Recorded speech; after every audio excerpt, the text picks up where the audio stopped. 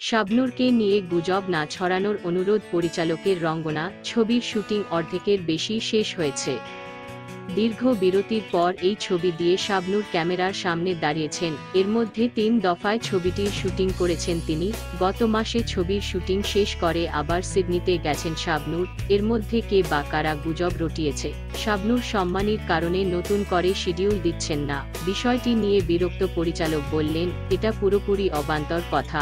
আমরা শুটিংয়ের পরিকল্পনা যেভাবে করেছি সেভাবেই হবে। সামনে শাবনূর আপা দেশে আসবেন, তারপর আমরা শুটিং শুরু করব। শুটিং শুরুর আগে শোনা গিয়েছিল রঙ্গনা ছবিটি ঈদে মুক্তি দিতে চান পরিচালক, কিন্তু শুটিং শেষ না হওয়ার কারণে আপাতত তা সম্ভব হচ্ছে না। পরিচালক আরাফাত হোসাইন বলেন, আমাদের শুটিং বাকি আছে, তাই ঈদে মুক্তি দেওয়া সম্ভব হচ্ছে না। ফলো করুন শাবনূরের সঙ্গে রঙ্গনা ছবির পরিচালক আরাফাত হোসাইন। শাবনূরের সঙ্গে রঙ্গনা ছবির পরিচালক আরাফাত হোসাইন। ছবি পরিচালকের ফেসবুক। রঙ্গনা ছবির শুটিং অর্ধেকের বেশি শেষ হয়েছে। দীর্ঘ বিরতির পর এই ছবি দিয়ে শাবনূর ক্যামেরার সামনে দাঁড়িয়েছেন। এর মধ্যে ৩ দফায় ছবিটির শুটিং করেছেন তিনি। গত মাসে ছবির শুটিং শেষ করে আবার সিডনিতে গেছেন শাবনূর। এর মধ্যে কে বা কারা গুজব রটিয়েছে? শাবনূর সম্মানীর কারণে নতুন করে শিডিউল দিচ্ছেন না। বিষয়টি নিয়ে বিরক্ত পরিচালক বললেন, এটা পুরোপুরি অবান্তর কথা। আমরা শুটিংয়ের পরিকল্পনা যেভাবে করেছি সেভাবেই হবে। সামনে শাবনূর আপা দেশে আসবেন, তারপর আমরা শুটিং শুরু করব। শুটিং শুরুর আগে শোনা গিয়েছিল রঙ্গনা ছবিটি ঈদে মুক্তি দিতে চান পরিচালক, কিন্তু শুটিং শেষ না হওয়ার কারণে আপাতত তা সম্ভব হচ্ছে না। পরিচালক আরাফাত হোসাইন বলেন, আমাদের শুটিং বাকি আছে, তাই ঈদে মুক্তি দেওয়া সম্ভব হচ্ছে না। ADVERTISEMENT শাবনূরের সঙ্গে রঙ্গনা ছবির পরিচালক আরাফাত হোসাইন। শাবনূরের সঙ্গে রঙ্গনা ছবির পরিচালক আরাফাত হোসাইন। ছবি পরিচালকের ফেসবুক। আরাফাত ফেসবুক পোস্টে শাবনূরের সঙ্গে দুটি স্থিরচিত্র পোস্ট করে লিখেছেন, প্রথমেই ক্ষমা চেয়ে নিচ্ছি সবার কাছে। বিশেষ কিছু কারণে রঙ্গনা ঈদে রিলিজ দিতে পারছি না।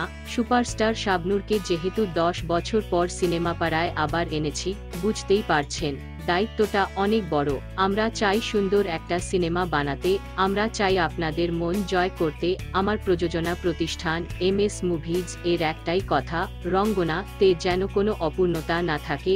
আমিও তাই মনে করি, তাই তো তাড়াহুড়া করে ঈদে রিলিজ করাটাই সার্থকতা নয়, বরং গুছিয়ে সুন্দর একটা সিনেমা উপস্থাপন করাই সার্থকতা। আরাফাত হোসাইন সাংবাদিকদের উদ্দেশ্যে বলেন, প্রিয় সাংবাদিক ভাই ও বোনেরা, আপনাদের সহযোগিতা ও ভালোবাসার কথা না বললেই নয়। সব সময় এভাবেই রঙ্গনা টিম তথা চলচ্চিত্রের পাশে চাই আপনাদের। যে কথাটা বলতে ভুলে গিয়েছিলাম, আমিও কিন্তু একজন শাবনূর ভক্ত। সুতরাং শাবনূর ভক্তদের কথা চিন্তা করেই কিন্তু রঙ্গনা নির্মাণের সিদ্ধান্ত নিয়েছিলাম।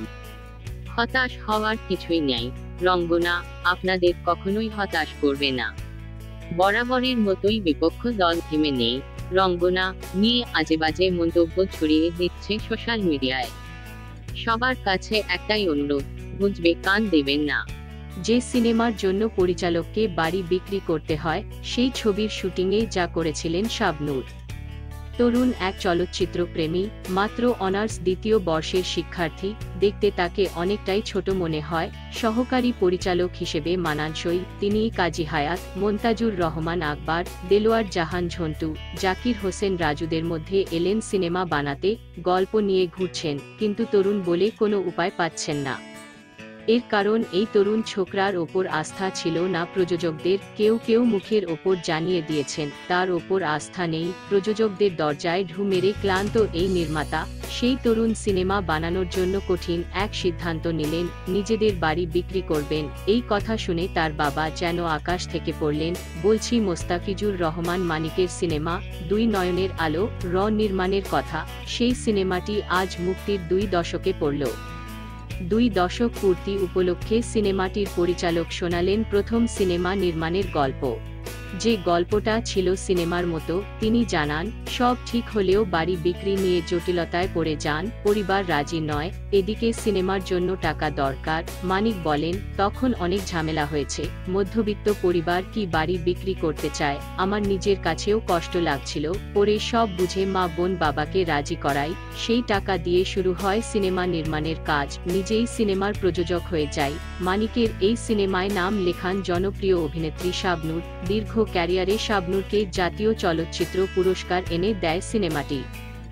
মানিক বলেন, আমার বয়স খুব কম হওয়ার কারণে এ যাত্রাটি আমার জন্য পড়তে পড়তে কঠিন ছিল। সিনেমার জন্য আমি কোনো প্রযোজক পাইনি, এটা একটা কষ্ট।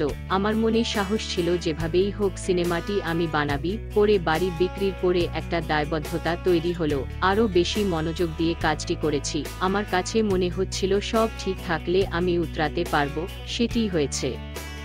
মানিক তখন নতুন পরিচালক হলেও সিনেমায় প্রধান চরিত্রে অভিনয়ের জন্য তার প্রথম পছন্দ ছিল শাবনূর, কিন্তু শাবনূর তখন তুমুল জনপ্রিয়, তার শিডিউল পাওয়া মানে পরিচালকদের কাছে সোনার হরিণ পাওয়ার মতো।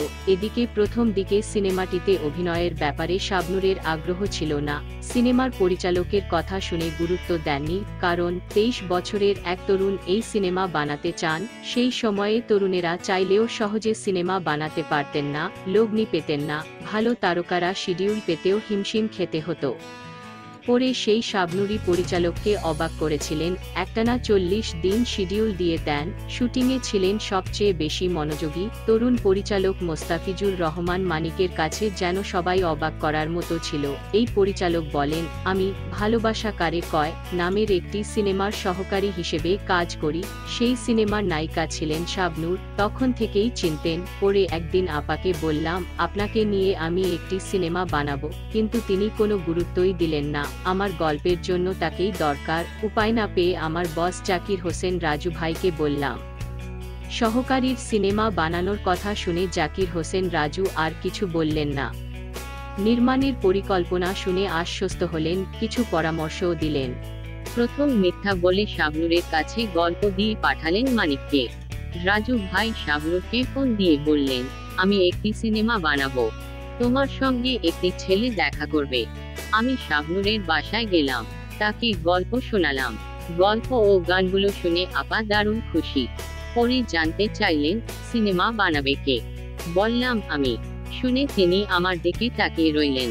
প্রথমে ভেবেছিলেন পরিচালক জাকির হোসেন রাজু সিনেমাটি নির্মাণ করবেন, কিন্তু গল্প ভালো লাগায় আমাকে তেমন কিছু বলতে পারছিলেন না, বলেন মানিক। পরে শুরু হয় শুটিং। রিয়াজ, ফেরদৌস সহ বেশ কিছু অভিনয়শিল্পী ছিলেন, তারা সবাই পরিচালককে সহায়তা করেন। তবে সিনেমার চিত্রনাট্য পড়ে অবাক হয়ে যান ফেরদৌস। তিনি শুটিংয়ে প্রথম শাবনূরকে জানিয়েছিলেন, এই সিনেমায় সে ঠিকমতো অভিনয় করলে জাতীয় চলচ্চিত্র পুরস্কার পাবে। সিনেমার প্রয়াত চিত্রগ্রাহক MH স্বপনও তাকে আগেই জানিয়েছিলেন জাতীয় চলচ্চিত্র পুরস্কারের কথা। সেই অভিজ্ঞতা ভাগাভাগি করে পরিচালক বলেন, শাবনূর, ফেরদৌস, রিয়াজ, শাকিল খানসহ সব তারকা আমাকে সহায়তা করেছেন।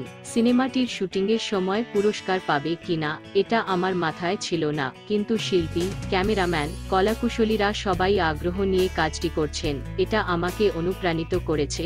একবার সিনেমার শুটিং শেষে শাবনূর আমাকে পরীক্ষার কেন্দ্রে গাড়িতে পৌঁছে দিয়েছিলেন। রিয়াজ, ফেরদৌস ভাই সব সময় সহযোগিতার হাত বাড়িয়ে দিয়েছেন।